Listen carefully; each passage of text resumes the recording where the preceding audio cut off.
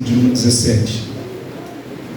Diz assim: nesta peleja não tereis de pelejar, parai, estai em pé, e vede a salvação do Senhor para convosco, ó Judá e Jerusalém.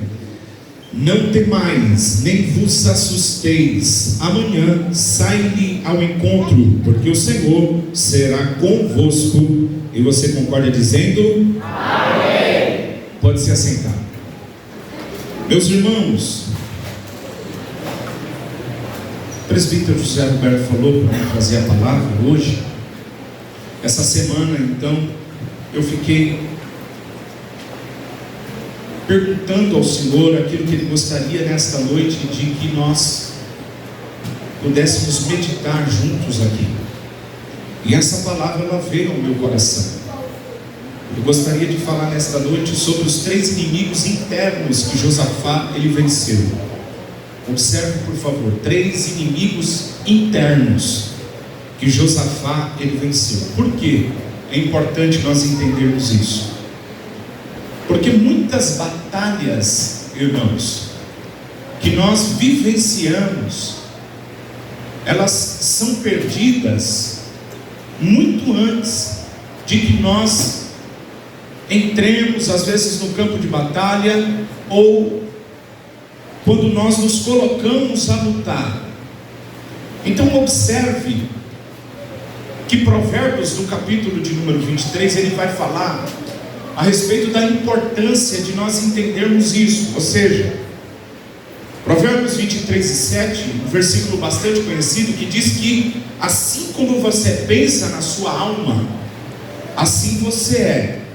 Então observe a importância de nós entendermos que antes de nós entrarmos para uma guerra, para uma batalha, para um desafio, para alguma coisa, é importante que nós venhamos entender que essa batalha, antes dela ser guerreada no campo de batalha, ela pode ser vencida nas trincheiras. Por quê? Provérbios 24:10 vai dizer que se te mostrares frouxo, no dia da tua angústia, a tua força será pequena. Tudo isso, esses 2 versículos que eu mencionei como introdução aqui, fala dos nossos pensamentos, que eles são altamente poderosos, tanto da forma positiva, como também da forma negativa. Ou seja, os nossos pensamentos podem, de alguma maneira, influenciar a nossa vida, tanto positiva, como negativamente. E quando nós olhamos aqui para Josafá, nós vamos ver que o Josafá, ele não guerreou, irmão, fisicamente. O versículo que nós lemos já vem de uma revelação que Deus toma a vida de um profeta e diz para Josafá: nesta peleja não tereis que pelejar.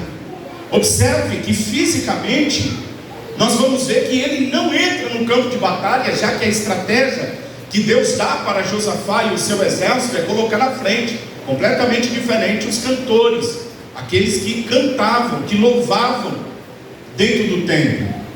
Então essa batalha ela é épica, ela é diferente de tudo aquilo que, quem sabe, as pessoas já estavam acostumadas a vivenciar. E aí que é importante, porque quando nós então olhamos para esse texto, já que o Josafá ele não precisou entrar no campo de batalha para guerrear, lutar de forma fisicamente, ele não precisou então guerrear.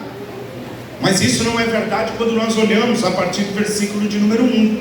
Se você quiser observar, nós vamos encontrar que Josafá ele teve que lutar sim, ele teve que batalhar, mas não contra os inimigos externos, porque os inimigos externos, quando chegamos no versículo de número 17, Deus ele deixa claro: você não vai precisar lutar. Mas no versículo de número 1, a partir do versículo de número 1, acompanhe que nós teremos aqui o primeiro inimigo interno que Josafá ele precisou vencer. Versículo 1 diz: e sucedeu que depois disso, os filhos de Moabe, os filhos de Amon, e com eles outros dos amonitas, vieram a peleja contra Josafá. Observe.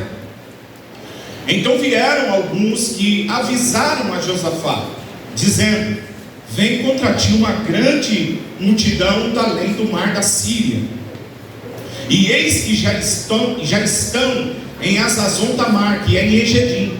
Observe o primeiro inimigo. Então Josafá temeu. Olha só. Então Josafá temeu. Quando aqueles dias, né, principalmente os exércitos, as cidades, elas tinham aquilo que era chamado de corredores, de pessoas que ficavam em algumas localizações para poder de alguma maneira ver se vem vindo um exército contra a cidade. E esses corredores então eles vinham correndo e anunciavam para o atalaia. O atalaia é que trazia a mensagem para dentro da cidade, porque a cidade ela era composta de muros, então era quase que impossível que os que estão dentro da cidade pudessem ter noção das coisas que estão acontecendo do lado de fora. Ele dependia exatamente do atalaia. E nesse dia aqui nós vamos ver então que a informação chega a Josafá: olha, os inimigos já estão chegando, estão na cidade próxima aqui. E eles se juntaram. E quando a informação chega para Josafá, a Bíblia diz que ele temeu. Outra tradução diz que ele teve medo. Observe que esse será o primeiro inimigo que Josafá ele vai ter que vencer, antes de vencer a peleja lá no campo de guerra. Porque a peleja no campo de guerra ele não vai ter que lutar. Aleluia. Mas ele poderia já ser abatido antes de que ele recebesse aquela mensagem de que ele não precisaria lutar contra aquele exército. Observe que quando Josafá então ele é avisado, o versículo diz: avisaram dizendo: vem contra ti uma grande multidão. E observe então que o medo ele é algo natural. Todos nós, irmão, iremos em nossa vida lidar com o medo. E o que nós vamos ver aqui é que Josafá, quando ele vê que um exército vem vindo, o natural de todo ser humano, porque nós vamos entender que somos constituídos por Deus com isso. O medo é algo que nos traz segurança. Ninguém vai sair por aí colocando a mão na boca de um cachorro, andando no meio da rua, a não ser que você não esteja com a sua saúde mental bem. Mas se você estiver bem, com toda certeza você vai ter medo de alguma coisa, e isso vai até fazer com que você fique seguro de algumas coisas. Então Josafá ele tem medo, ele fica com medo. E como eu disse aqui, não é pecado, né, ficar assustado, encarar a situação de risco. Isso é normal, mas só que o pastor Márcio Aguiar, em seu livro Como Vencer o Medo, ele diz assim, ó: ninguém vive sem experimentar temores. Ou seja, todos nós iremos passar por situações que nós teremos medo. Todos nós vamos, enquanto vivemos nesta terra, experimentar situações que geram dentro de nós medo. Imagine isso. Alguém chega para você e fala isso, né? Te dá um diagnóstico de uma coisa desse jeito. Só que o Márcio Aguiar, nesse livro, ele diz assim, ó: deixar-se dominar por eles, entretanto, é desastroso. Ou seja, é natural que você tenha medo, que você sinta medo. O natural não é permitir que este sentimento, e até encontramos não como apenas sentimento, o medo também como um espírito, ele tome conta da sua vida. Por quê? Clarice Lispector, ela diz assim, ó: o medo é a maior das doenças, porque paralisa o corpo e a mente. Observe o que o medo ele pode trazer na nossa vida. O medo ele pode nos aprisionar. Quando você vê, por exemplo, 1 Samuel, capítulo de número 16, o exército de Saul, quando está diante do desafio com Golias, a Bíblia diz que eles estão com medo, irmão. E o medo paralisou não só o exército, como propriamente o rei. Ele está paralisado, porque o medo ele é como alguns dizem, que é como se fosse um assassino. Porque ele pode assassinar todas as suas aspirações, todos os seus projetos. Olha só, expectativas, esperança. Ou seja, o medo, ele inibe a vontade. Você já imaginou? Traz o desânimo, neutraliza o sonho e faz você até retroceder. O medo, ele torna as coisas realmente grandes. Eu estava até conversando com a minha esposa. Por exemplo, não é meu caso, mas pessoas que têm medo de barata. Você já parou para olhar o tamanho de uma barata? Você já olhou para uma barata? Tem pessoa que até estuda a barata, entende? E vai descobrir que ela morde, mas a mordida dela não é nada como, por exemplo, né, uma peçonha, um bicho peçonhento. Mas imagina isso, para uma pessoa que tem medo de barata, às vezes aquilo se transforma em um gigante. O medo tem essa capacidade. Eu lembro que minha esposa, ela tem uma prima que há muitos anos o marido dela disse que ela conseguia, irmão, estar no quarto e se tivesse uma barata, sem que ninguém mostrasse, ela conseguia sentir. E enquanto não matasse, ela não conseguia dormir. Observe que o medo, ele faz a pessoa agir sem raciocinar. O medo, ele é algo terrível. Imagina que nesta noite, em todos os lugares aonde essas pessoas são tomadas pelo medo, pessoas estão deixando oportunidades passar, estão desperdiçando, às vezes a oportunidade de um novo relacionamento, porque fracassou. E por causa do fracasso de um relacionamento, hoje a pessoa, ela não tem mais coragem de assumir novamente, porque ela tem medo de que tudo aconteça novamente. Ou seja, o medo, ele é algo que precisa ser vencido. E quando nós olhamos a Bíblia, nós vamos ver que isso não é brincadeira, irmão. Por quê? Observe que a própria Bíblia, ela chama a atenção dos leitores para o perigo do medo. Por isso a ordem mais repetida ao longo de todas as Escrituras, você sabe qual que é? Não temas. É a palavra mais repetida dentro da Bíblia. Nunca contei, mas dizem alguns que há um não temas para cada dia da nossa vida. Nunca contei. Já li alguém falar isso. Para você ver a importância que o Senhor nos mostra dentro da Bíblia, da necessidade que nós temos que vencer o medo. O medo é um inimigo que pode travar você. E quem sabe nesta noite você está como Josafá. Josafá, a Bíblia diz que ele recebe a notícia,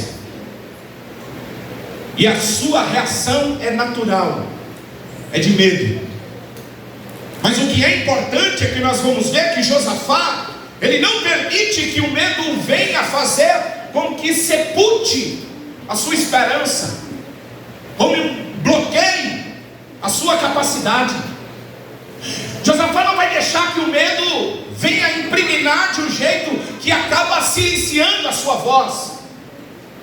Ele vai vencer o primeiro inimigo interior. São coisas que às vezes você está aqui e ninguém sabe, mas você está vivendo uma situação, e essa situação dentro de você está gerando o medo. Você não está dormindo à noite por causa do medo. Chegou uma notícia, alguma coisa. Só que Josafá, ele venceu o medo. E como que o Josafá vence o medo? Observe o versículo de número 3 e o 4 vai deixar isso bem claro. Josafá, ele teme. Só que a primeira coisa que ele vai fazer, não tem outro caminho, irmão, para nós. Josafá temeu, é natural. Nesta noite, quem sabe você está aqui, não sei, você pode ter recebido um diagnóstico, uma porta pode ter fechado, você pode estar vivendo uma crise existencial, alguma coisa aconteceu na sua vida, e um momento que você está vivendo, nem entrei no campo de batalha ainda, mas já estou perdendo a batalha nos bastidores para o medo. Sabe por quê? Porque eu estou com medo, eu estou paralisada, eu estou paralisado, eu estou sepultando os meus sonhos, eu não estou mais com expectativa de crescer, eu estou com medo com o que pode acontecer com aquilo que está para vir. Mas nesta noite, a primeira coisa que Josafá vai fazer para vencer o medo é buscar o Senhor lhe pedindo socorro. Josafá está com medo, mas ele pede socorro para Deus. É a Bíblia que diz. Observe o versículo de número 4. Mesmo com medo, o medo não travou. Quem sabe o medo queria silenciar a voz e a oração de Josafá. Mas Josafá se levanta, reúne o povo, todo o povo, junta o povo e diz: o que nós vamos fazer? Nós vamos pedir socorro para o Senhor. Aleluia! Sabe o que é isso? É chegar diante de Deus e dizer: Deus, eu estou com medo, mas eu vim aqui nesta noite pedir socorro. Quem está entendendo, irmão? Quantos nesta noite vieram aqui para pedir socorro para o Senhor? Aleluia! E quem sabe não é nesta noite que o socorro vai chegar ao seu favor. Josafá pede socorro. Josafá não só pede socorro. Se você observar, o versículo vai nos dizer que ele pôs-se a buscar ao Senhor, usando duas armas espirituais: primeiro, jejum; segundo, a oração. Observe, há uma má notícia, uma notícia assustadora. Imagine você, o credor está na porta, vai tomar os filhos, você não tem o que fazer. Só que o Josafá põe-se a orar e a jejuar. Estas são as armas de Josafá, armas espirituais. Quem está me entendendo, irmão? Igreja, nós continuamos vencendo as nossas batalhas com jejum e com oração, igreja. Não mudou. O Senhor, Ele continua operando. Paulo diz na segunda carta de Corinto, capítulo de número 10, versículo 3 e o 4, ele diz: porque andando na carne, não militamos segundo a carne. Por quê? Porque as nossas armas, olha só, as nossas armas, ou da nossa milícia, não são carnais, mas observa o que ele diz: mas sim poderosas em Deus para a destruição de fortalezas. Quem sabe nesta noite é uma fortaleza de opressão se levantando contra a tua vida, para lhe oprimir, para te esganar, para que você perca a esperança, sepulte os projetos, engavete os teus sonhos, e na sua mente a bombardeio dizendo: não vai dar certo, você não vai conseguir, vem vindo uma grande multidão. Mas rompa nessa noite com essas fortalezas, clamando a Deus e usando as armas espirituais, aleluia, do nosso exército, que é o jejum, que é a oração. Que essas fortalezas desta noite caiam por terra, irmão, enquanto você ora, enquanto você jejua. Aleluia. Quem está me entendendo nesta noite? 2 Timóteo capítulo 1, versículo de número 7, Paulo diz: porque Deus não nos deu um espírito de medo, mas nos deu de fortaleza, de amor e de moderação. Você nesta noite recebeu, sabe o que? Da parte de Deus, um espírito de fortaleza. Um espírito de fortaleza. E é interessante, estudando, quando Paulo fala sobre isso, porque dentro do contexto que esse versículo está inserido, alguns chegam a dizer que Timóteo, por ser um obreiro novo, estava sofrendo agora alguma pressão de obreiros mais velhos que ali estava, a ponto de que o medo até apagou a chama dos dons espirituais em sua vida. A chama estava se apagando. É nesse contexto que Paulo vai dizer assim, desperta o dom que há em ti. Olha o que o medo pode fazer. Ele pode roubar a sua capacidade, ele pode tirar de você toda a sua força, mas nesta noite Deus está dizendo: desperta o dom que há em você. A capacidade que Deus te concedeu, desperta nessa noite.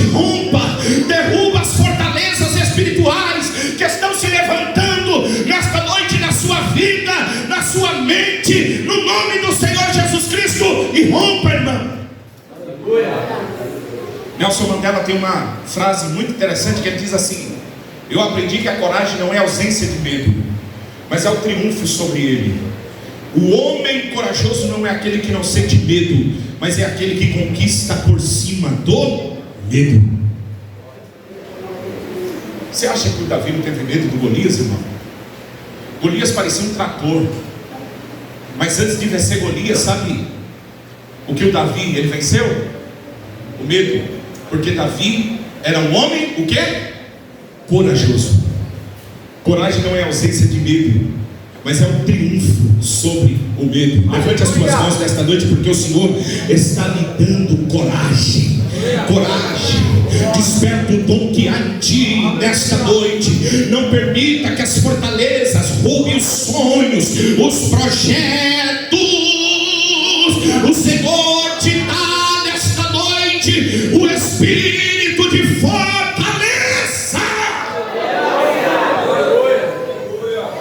Oh, aleluia. Espírito Santo de Deus, Espírito Santo do Senhor, não temas. Olha para o irmão que está do seu lado e diga para ele, diga: essa é uma palavra profética nesta noite. Deus manda eu te dizer: não temas, não temas, não temas. A palavra de Deus nesta noite para você é: não temas. Vence o medo, vence o medo, rompe, sai do casulo, sai do casulo, sai do casulo, tira o projeto da gaveta, tira o projeto da gaveta. Por quê? Porque nesta noite o Senhor está dizendo: eu te dei espírito de fortaleza. O primeiro inimigo interno de Josafá foi o medo. Josafá venceu o medo. Segundo, observe o versículo de número 12. O segundo inimigo interno, antes da batalha. Eu disse para vocês que tem pessoa que antes de começar a guerra ele já perdeu a guerra.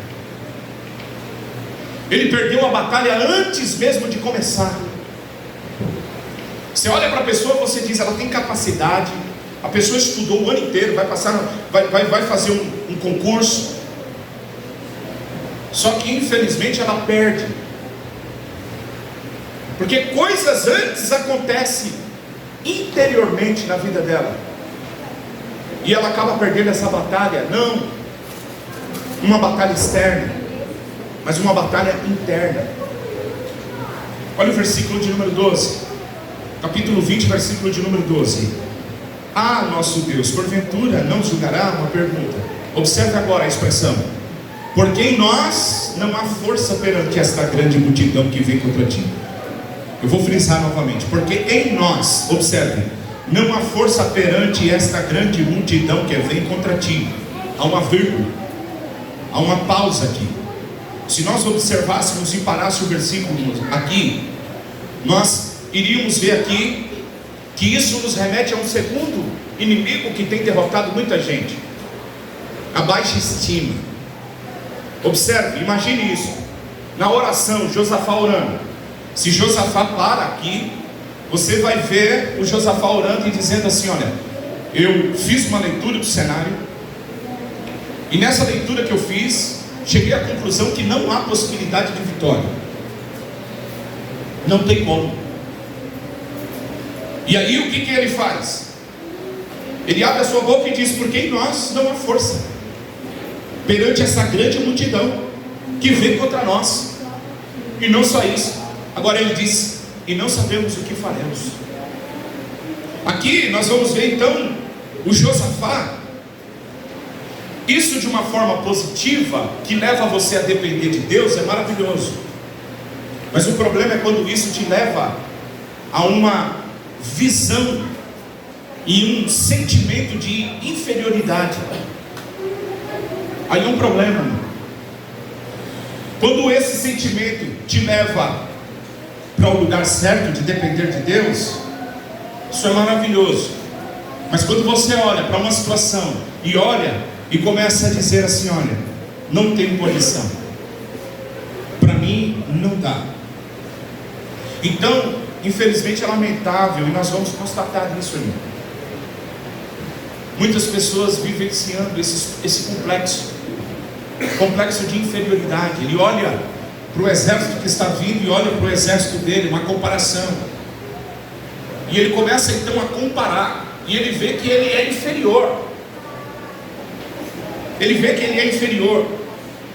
E isso, dentro da Bíblia, com alguns teólogos, eles chegam a uma conclusão definida de uma terminologia falando da vida dos espias, chamado de síndrome do gafanhoto.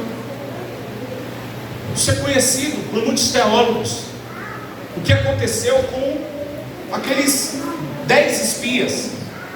No capítulo de número 13 de Números, conhecido dos irmãos, esse termo, ele nasce por causa do versículo de número 33, que é quando os espias, eles voltam, e no versículo de número 33 que eles estão trazendo, relatório, é da onde nasce esse termo, essa síndrome do gafanhoto.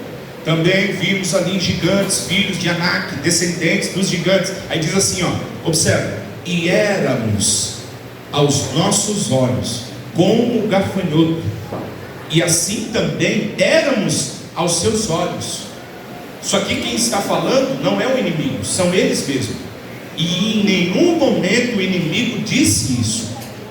Mas observe como essa baixa estima, ela leva-nos a tirar conclusões e determinar pontos pelo nosso próprio ponto de vista. Ou seja, o que é o ponto de vista? O ponto de vista é uma vista de um ponto. Você olha de um ponto e você tem um ponto de vista. Só que é um problema você ter um ponto de vista quando você tem uma baixa estima. Quando você olha para o exército que vem vindo lá e olha para você aqui e diz: o exército lá é muito maior, melhor, tem mais capacidade, e você começa a se diminuir, o que alguns chamam isso de autossabotagem. Então essas pessoas começam a viver amargando aqui e curtindo um profundo sentimento de autorrepúdio, de desvalorização. Olha e diz: não tem como, porque ela enxerga o mundo com essa ótica, com essa lente embaçada, essa visão míope. Eu sou míope, irmão. Eu uso 10 graus, você sabe o que é isso? Tirar o óculos, e eu não vejo nada, eu vejo tudo branco na minha frente.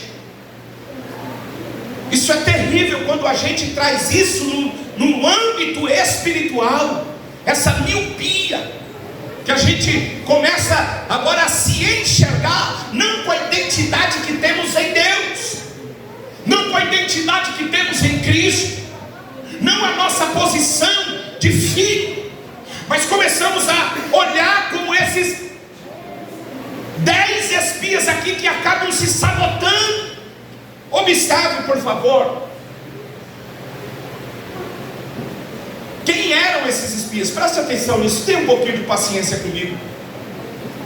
Olha só, estudando quem eram eles. Primeiro, eles eram príncipes, nobres e homens de valor. Esses 12, eles foram a nata, escolhido a dedo. Eram príncipes, pessoas nobres, preste atenção. Segundo, Eles foram escolhidos criteriosamente por serem fortes, por serem inteligentes e ter a capacidade de liderança. Não só isso, eles eram representantes ilustres de cada tribo. Cada um estava ali representando uma tribo. Moisés envia eles para estar olhando a terra. Só que quando eles voltam, observa o que é autossabotagem. E quantos de nós às vezes estamos aqui e estamos dessa maneira, irmão? Desse jeito você perde a batalha antes de ir para o campo. Você perde nas trincheiras. Antes de chegar para você fazer uma entrevista, você já perdeu. Por quê? Porque você já vai com esse sentimento: coitado de mim, quem sou eu? Meu Deus, misericórdia, o exército lá é muito melhor que o meu. Lá ele fala isso, fala aquilo outro, e eu? Olha só como isso é terrível. E principalmente, irmão, quando você estuda o nosso corpo, as nossas emoções, como que há influência dos nossos pensamentos e das nossas palavras, e até da nossa postura no nosso corpo. Isso é uma coisa terrível, que infelizmente muitas pessoas lutam, pessoas que andam cabisbaixo, olhando para baixo, que se olham como um coitado, que não conseguem se enxergar, que não conseguem se ver. Existem pessoas que às vezes você está próximo dele e você contempla a bênção que ele é, a capacidade que ele tem, mas ele não consegue se enxergar. Ele está vivendo essa síndrome do gafanhoto. Observa, eles eram príncipes, mas eles se sentiam diminuídos diante dos gigantes. Sou príncipe, mas eles são gigantes. Eles eram nobres, mas se sentiam desprezíveis. Nós somos nobres, mas quem somos diante deles? Nós somos desprezíveis. Eram valorosos, mas se sentiam como gafanhoto. Já pensou?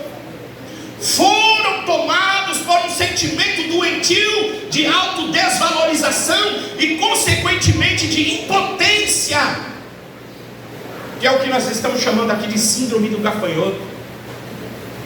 Quando você estuda isso daqui, principalmente do lado da psicologia, há duas posições que acabam criticando alguns. Eu estava conversando com a minha esposa sobre isso, que alguns teólogos, eles acabam criticando essa relação da autoimagem dentro de uma psicologia que a gente fala que não é correto falar isso, mas secular, e um psicólogo cristão.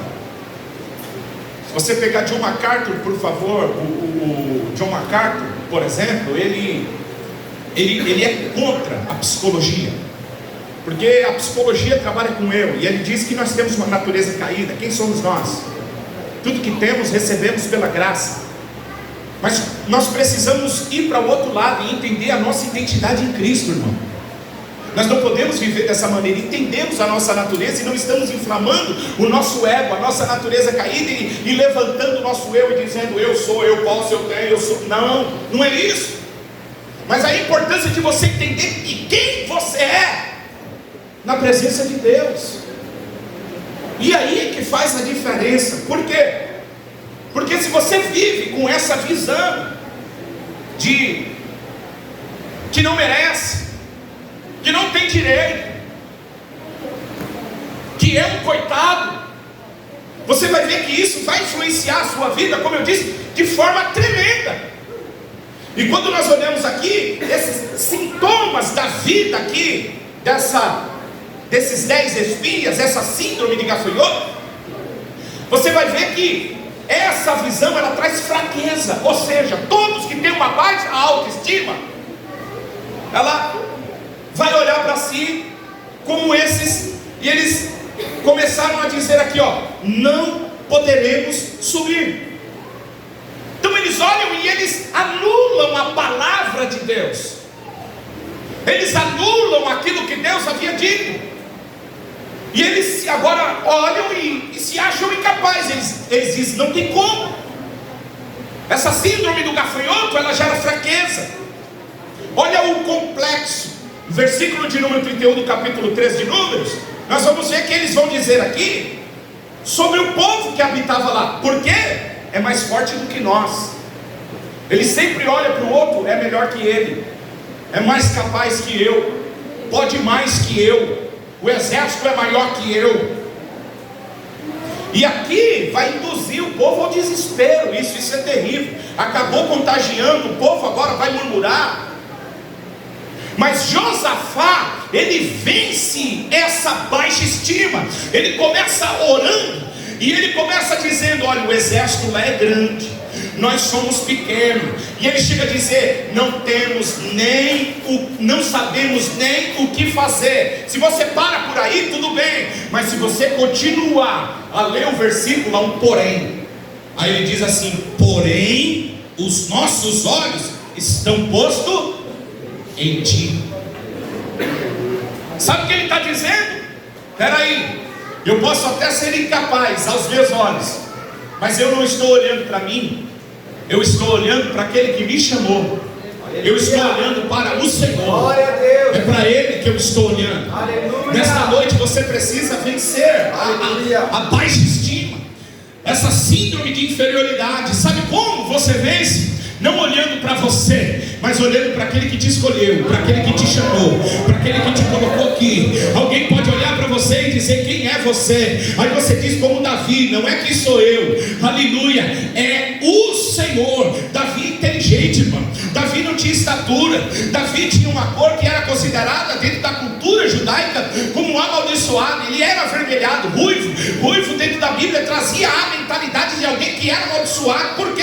Porque o barro, irmão, ele traz essa cor avermelhada. Quando se lembrava do barro, lembrava de Adão, lembrava de Eva, lembrava de Eva, lembrava do pecado, lembrando do pecado, lembrava da maldição, lembrando da maldição. Olhava para Davi e diz: aí está o amaldiçoado. Dizia que Davi estava no campo, não é porque o pai dele amava ele, não, ele estava lá porque ele era uma vergonha dentro de casa. E ele conta isso, irmão, nos Salmos, que até os teus próprios irmãos zombavam dele, até os ébrios riam dele na porta da casa. Mas um dia Deus entrou dentro da casa de Jessé e disse assim: ei, nós só vai se assentar à mesa quando o escolhido tiver aqui.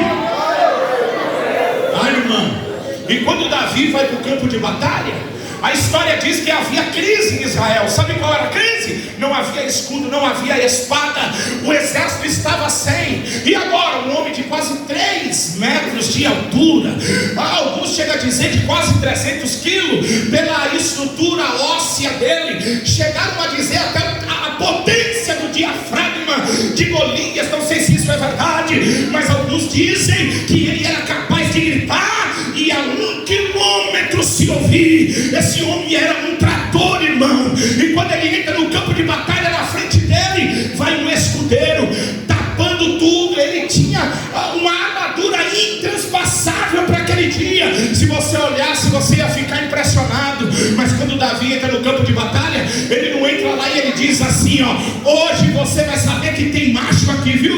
Hoje você vai saber que aqui tem um sangue nordestino. Hoje você vai saber que aqui é o cara. Não, Davi não faz isso. Quando Davi ele entra, ele diz: hoje você vai saber que Deus salva, não com espada e com lança, mas Ele é o Senhor da batalha.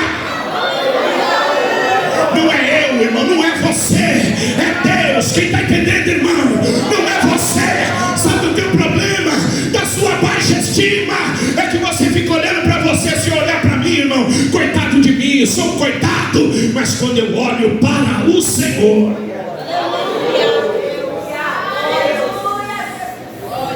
eu escrevo como Charles Swindoll escreve no seu livro. Ele diz: o anão e o gigante. Só que o anão, na história de Charles Swindoll, sabe quem é? Golias. E sabe quem é o gigante na história de Charles Swindoll? Davi. Porque assim como você se enxerga, assim você é. Você já imaginou? Davi descendo, irmão, não sei a estrutura, ele era baixo. Alguém olhando, Davi, pega a armadura de Saul, não tinha, estava em crise, está escrito, 1 Samuel capítulo 13, não tinha espada, não tinha lança, só quem tinha era o rei e o seu filho. Davi entra, o que Davi tem? 5 pedras. Quando Golias vê, alguns chegam a dizer, irmão, que o Golias tirou o capacete. Não dá para fazer afirmações, mas dá para fazer uma ilação aqui, porque quando você começa a olhar, uma inferência, na verdade, dentro do texto, pelo contexto, você pode imaginar. Você já imaginou Davi olhando, o Golias gigante olhando, aí vê um menino, irmão, pastor de ovelha, vem vindo com um estilingue, um pedaço de pau, que era o seu cajado. Quando o Golias olha assim, imagina o Golias falando assim, se fosse nos nossos dias, sabe o que o Golias ia falar? Está me tirando, esse moleque está me tirando. Imagina, ele levantando e olhando assim, dizendo, está me tirando, rapaz. Eu não sei, mas imagina se ele fez isso mesmo, tirou o capacete e disse assim, eu não vou nem precisar de capacete, eu vou te atropelar. Mal sabia ele, Davi tinha treinado, era para acertar de longe. É isso que Deus usa, a capacidade que você tem, irmão. Não se subestime, use o que Deus te deu. Não tenha essa, levante nesta noite esta estima. Sabe por quê? Porque Deus te deu coisa preciosa. Você tem o que você precisa para vencer. Deus te capacitou com aquilo que é necessário. Vence nesta noite essa inferioridade, no nome do Senhor Jesus. Entra no campo de batalha nesta noite e diz, ei, esta noite o Senhor vai me entregar a tua cabeça. Aleluia. Você pode levantar as mãos e adorar a Deus, irmão. Aleluia. Terceiro inimigo, e eu finalizo. O terceiro inimigo é a dúvida. A dúvida. Por quê? Primeiro é o medo, segundo a autoestima, ou a baixa autoestima. E a terceira, dúvida. Você já imaginou? De repente eles estão orando e Deus toma. Se fosse na Assembleia de Deus ia ser assim. Nós estamos no culto aqui, aí o culto está rolando, toca.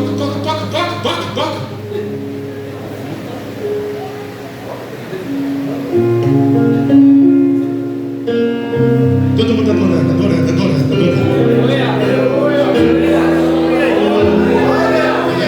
Nós estamos orando. Deus, nós não temos, vai orando. Oh, aleluia. Deus, nós não temos força. Lá fora tem um exército gigante.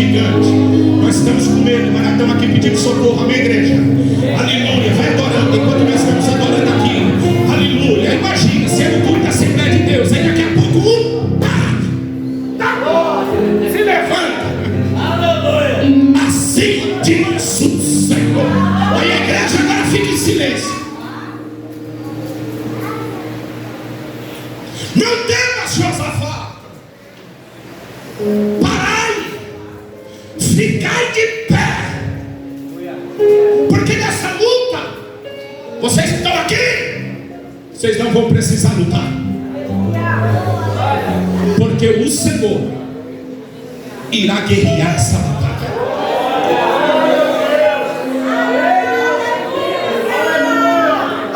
E a estratégia? Pega os músicos. O que vai fazer? Coloca na frente. Como assim? Imagina você. Quem tem advogado não se manifesta nos autos. Quem se manifesta é o advogado. Quem tem advogado aqui? Eles não entenderam. Quem tem advogado aqui? Quem tem advogado não se manifesta. Quem se manifesta nos autos é o seu advogado. Esta semana o teu advogado vai se manifestar. Josafá recebeu uma palavra: você não vai ter que lutar. Quem que vai para a batalha sem lutar, irmão? Você já imaginou a dúvida? Alguém chega para você assim, e diz: Deus está preparando algo. Aí você olha para a tua condição, você diz: que jeito, eu perdi a própria advogada. Falou para mim assim: se você crê em Deus, vai rezar, porque agora não tem como. E quantas pessoas perdem a bênção por causa da dúvida? Mas nesta noite, vença a dúvida. Tenha fé, confia na palavra de Deus. Josafá disse: crê no Senhor e estará seguro.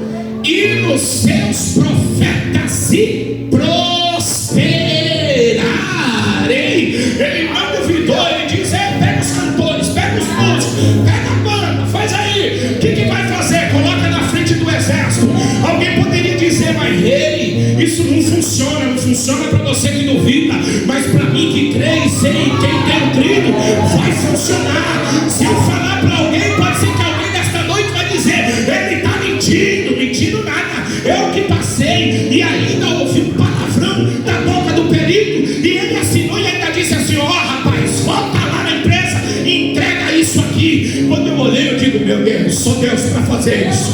Só Deus, só Deus, só Deus, só Deus.